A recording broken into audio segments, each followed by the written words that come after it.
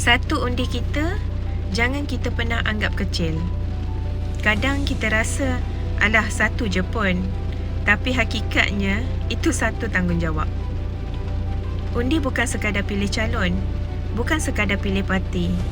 Ia tentang masa depan kita, tentang arah negara yang kita mahu, tentang nilai yang kita nak pertahankan.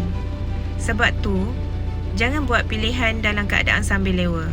Buat dengan ilmu, buat dengan sedar, buat dengan hati yang benar-benar nak lihat yang baik terus terpelihara dalam masyarakat. Kita mungkin hanya pangkah sekali dalam beberapa tahun, tapi kesannya boleh bertahun-tahun. Dan ingat, setiap tanggungjawab akan dipersoalkan, bukan di dunia saja, tetapi di hadapan Allah. Jadi jangan ambil ringan. Undi itu bukan sekadar hak. Undi itu satu amanah. Okey?